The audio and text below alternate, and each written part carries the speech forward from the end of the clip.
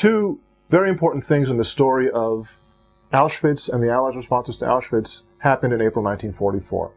First, on April 7th, 1944, two Slovakian Jews who had been prisoners in Auschwitz for nearly 2 years at that point successfully organized a brilliant and daring escape from Birkenau, from the area that was a construction site of a new section at Birkenau that they understood was going to be the area that would receive Hungarian Jews in the very near future. As these two escapees, Rudolf Vrba and Alfred Wetzler, later described it, the SS guards at this construction site were discussing the imminent arrival of Hungarian salami. In other words, Jews from Hungary who were going to be killed. And after all, Hungary had just been occupied by the German armed forces a few weeks before this, on March 19th, 1944. Vrba and Wetzler escaped. They made their way gradually towards Slovakia. They arrived in Bratislava not long after their escape, within a couple of weeks. They found the Jewish community, the leadership in Bratislava, and they met with the underground group within the Judenrat, the Jewish Council in Bratislava in Slovakia, and told them about where they had been and what they had escaped. They were told to write down a report. They wrote down a detailed 30-page report in Slovak, which was then translated into Hungarian and into German, sent to Hungary in order to warn the Hungarian Jews of their imminent deportation to Auschwitz, and sent in German to neutral sources in Switzerland with the request to pass the report on to Jewish leaders in the West and to Allied leaders in the West. The report arrived in the West in June of 1944. Parallel to their escape from Birkenau, the American Army Air Force stationed in Italy since the fall of 1943 began photographing from the air over the area of Auschwitz-Birkenau. The aerial photographs were part of the preparation of the Allies, of the Western Allies, to bomb significant military targets that were only a few kilometers from the death camp of Birkenau itself, in the area known as Buna, an IG Farben plant that was being constructed or near completion by the Germans in order to produce synthetic oil and synthetic rubber for the German war effort. The Allies continued to photograph from the air several more times over the course of the spring, summer, and early fall of 1944. And following on those aerial photographs, the Allies sent out several bombing missions to bomb in the area. The bombings were not very successful in terms of destroying this labor installation and industrial installation. But in the course of flying over the area, the Allies also photographed from the air the death camp a number of times. The aerial photographs that we know today of Birkenau were taken actually then in the course of the spring, summer of 1944 by, or under the auspices of the American Army Air Force. However, they were not printed and really understood for more than 30 years after that. What happened in all this story? When the report of Vrba and Wetzler, the two escapees from Auschwitz, reached the West via Switzerland in mid-June of 1944, the report arrived together with the request to do two things: that the Allies bomb the rail lines leading from Hungary in the direction of Auschwitz, and that the Allies bomb Birkenau itself and destroy the gas chamber and crematoria complexes. The Allied response to these requests that were in the report, and that also came from many Jewish leaders in the West and in the Zionist movement in Palestine at the time, the response was three things. First of all, the Allies said, technically it was impossible. The camp that was being described was beyond the range of Allied bombers at that time.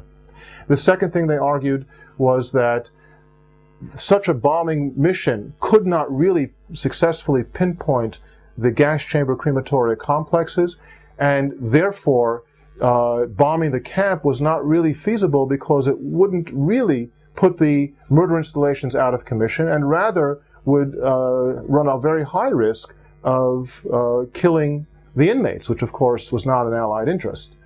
In addition to that, bombing the rail lines towards Auschwitz, the Allies argued, was not effective. Their experience with bombing rail lines during the course of the war until that point had been rather ineffective. And they themselves had largely stopped bombing rail lines, except in very rare cases. Therefore, they said the bombing was not going to be effective. It would be a symbolic act. The Allies don't engage in symbolic acts. The Allies said if they want to rescue Jews, the only way to rescue the Jews was to speed up the victory, and then they would rescue the Jews and everybody else who needed rescue. Therefore, the Allies argued, and this is the third point, the only way to really bring about rescue through victory obligated the Allies to devote all of their energies to the war effort. And they came up then with two slogans that related to these last 2 points. No diversion from the war effort, and rescue through victory. That was the only way to do things. And therefore, the sooner they win, because they're putting all their energies into the war effort, the sooner they will be able to rescue the Jews in Birkenau and the Jews everywhere else, and anyone who needs to be rescued. When we look at this Allied analysis as presented to the Jews and to repeated requests to bomb Birkenau, the last request was in November of 44, and the response was the same.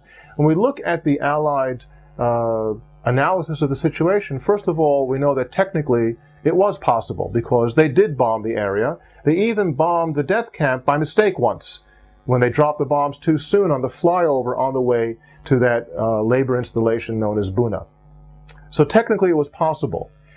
Were the Allies lying when they said it's not possible when we know that it was possible because they were actually doing it? I would argue that no, it was not a lie. It was rather a reflection of disorganization and ineptitude. The people arguing that it was technically impossible did not realize that the camp that they were bombing was in exactly the same place. That's what it seems from the documentation. The other two arguments are more difficult to deal with, especially in the light of the fact that at the very same time that the request to bomb Auschwitz were reaching the Allies, there was another request that reached the Allies from the same part of the world. The Polish underground was planning an uprising in Warsaw. As the Red Army was advancing towards Warsaw and was about to push the Germans out of Warsaw, the Polish armed underground in Poland decided that they were going to have a rebellion against the Germans on their own. They expected that the Red Army would not intervene, and their expectation was accurate. That's exactly what happened. And therefore, what they wanted to do was to liberate their capital on their own as a symbolic act of liberating their own country on their own and not having the Soviet regime conquer Warsaw and then enter a power vacuum and take over the country. Understanding that the Soviets were not going to intervene on behalf of the Poles turned to the British and the Americans. And they asked for some kind of assistance for their uprising. The Americans and the British responded very sympathetically to the Poles. And their sympathetic response was based upon a number of considerations. The first consideration was moral.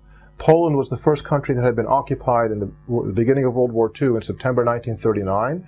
They had suffered terribly, and indeed the German occupation of Poland ravaged Poland, and millions of people suffered, and many were killed.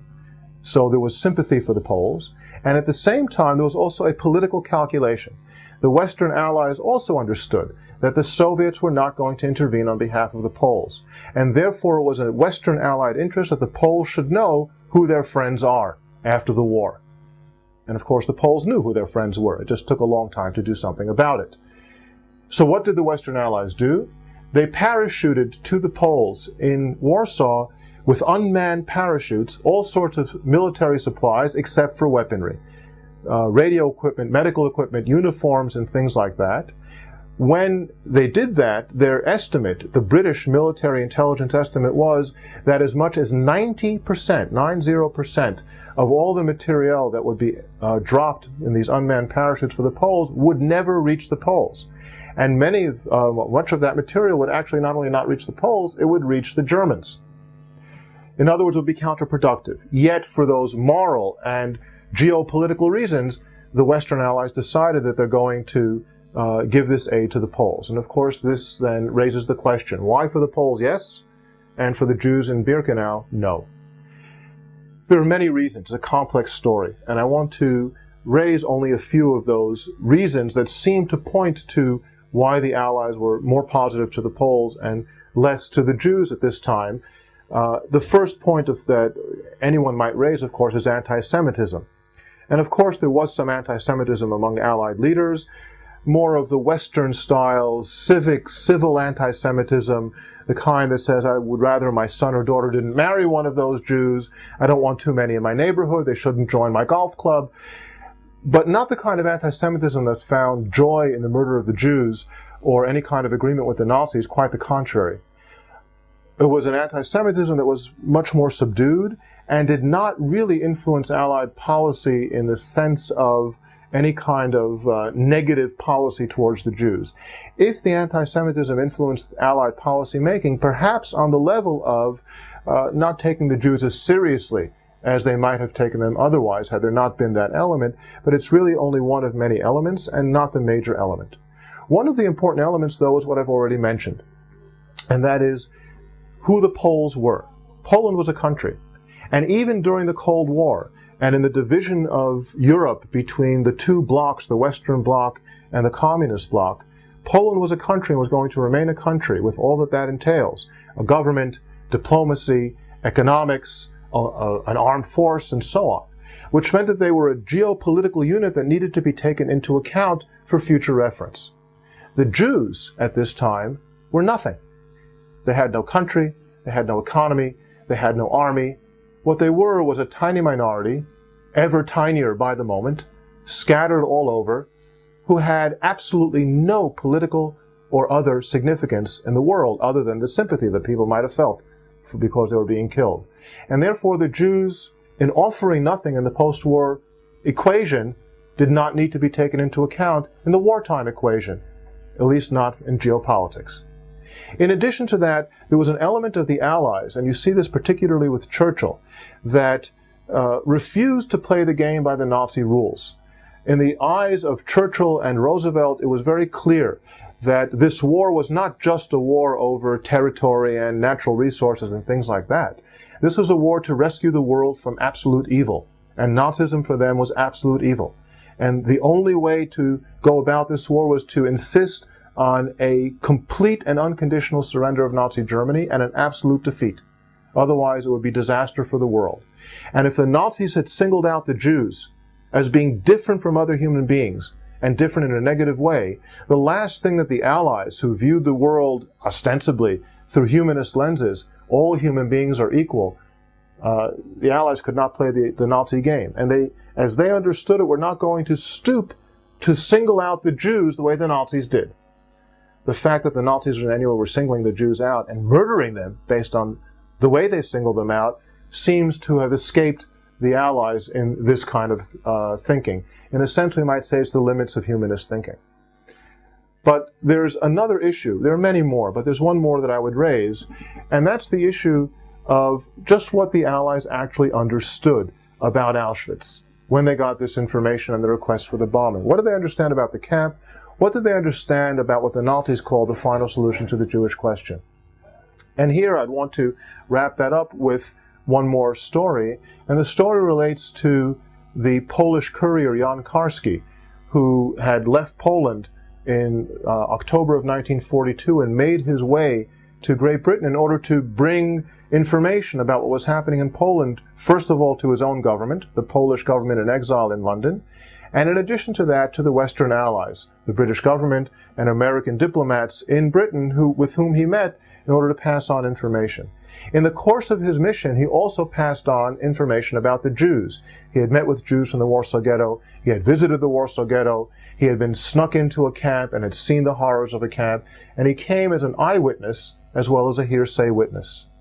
In the end, he didn't return to Poland for a long time because the Germans had discovered his secret identity and were able to trace him had he returned. And he became an employee of the spokesperson's department of the Polish government in exile. He traveled to the United States, and in the summer of 1943, he met with the Jewish Justice of the American Supreme Court, Felix Frankfurter, in the offices of the Polish ambassador in Washington in July of 1943.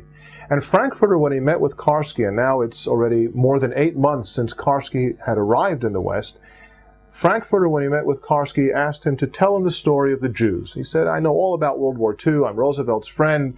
I'm privy to all of the secrets about the war. I probably know more than you know. But the Jews, how do they look? What do they say? How do they feel? What do they need? And Karski, as he told the story many years later, said that by the time he had met Frankfurter, so many different audiences, of such a wide variety of audiences, had asked him about the Jews that he had learned which aspects of the story were most important to them, and he had boiled it down to 16 or 17 minutes. He launched into that story with Frankfurter. As he told the story to Frankfurter, Frankfurter became very agitated, began pacing back and forth across the room. Karski finished his story, and Frankfurter kept pacing back and forth across the room for at least 2 more minutes of this very tense silence.